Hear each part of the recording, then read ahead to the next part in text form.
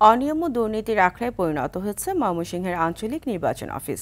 সেবা পেতে নানা ভোগান্তি পোহাতে হচ্ছে বলে অভিযোগ সেবা গ্রহীতাদের।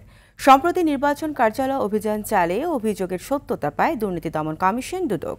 অভিযোগ আমলে প্রতিরোধে ব্যবস্থা নেওয়ার আশ্বাস জেলা নির্বাচন কর্মকর্তার। ময়মনসিংহ থেকে মোজাম্মেল খোকনের পাঠানো তথ্যচিত্রে বিস্তারিত জানাচ্ছেন আব্দুল হামিদ।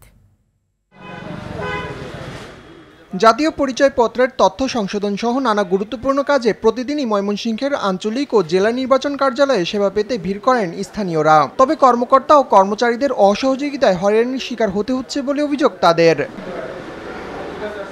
ভুক্তভোগীরা বলছেন, সেবা পেতে এক কক্ষ থেকে অন্য কক্ষে 6 মাস থেকে 2 বছর পর্যন্ত ঘুরতে হচ্ছে তাদের, তবুও মিলছে না কাঙ্ক্ষিত সেবা।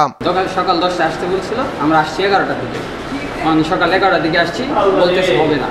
আমি বললাম ভাই কেন হবে না? বলে আপনাকে বলছি ঠিক সকাল 10টায় আসতে। আমার আম্মারটা কি নামের সমস্যা না, আমারটা নামের সমস্যা, তো আমি এর জন্য আর কি 1 বছর ধরে ঘুরতেছি।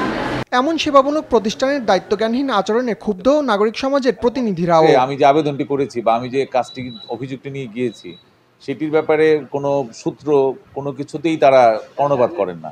তাদের এখানে কিছু আমলাতান্ত্রিক লাইনে দাঁড়ান, ওইদিকে আসেন, পরের দিন আসেন, মানে একটি সেবা দেওয়ার মতো সংগঠনের যে আগ্রহটি থাকার কথা সেইটি আমরা তাদের মধ্যে লক্ষ্য করি। গত 23 জুন এসব অনিয়ম দুর্নীতির অভিযোগে জেলা নির্বাচন কার্যালয়ে অভিযান চালায় দুদক। মেলে অভিযোগের সত্যতা। সেবা গ্রহীতাদের জিজ্ঞাসাবাদ করছি এবং কয়েকজনকে জিজ্ঞাসাবাদে আমরা এখানে গ্রাহক সেবা ও হয়রানির প্রাথমিক সত্যতা পেয়েছি এবং এই সংক্রান্ত বিভিন্ন রেকর্ডপত্র আমরা এখান থেকে সংগ্রহ করতেছি। এ বিষয়ে জানতে চাইলে জেলা নির্বাচন কর্মকর্তা তাজুল ইসলাম জানান, অনিয়ম দুর্নীতি রোধে এরই মধ্যে কঠোর নির্দেশনা দেওয়া হয়েছে সংশ্লিষ্ট সবাইকে।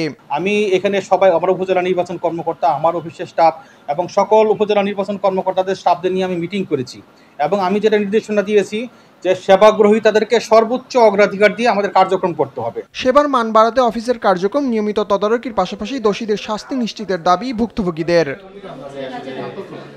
আব্দুল হামিদ, RTV।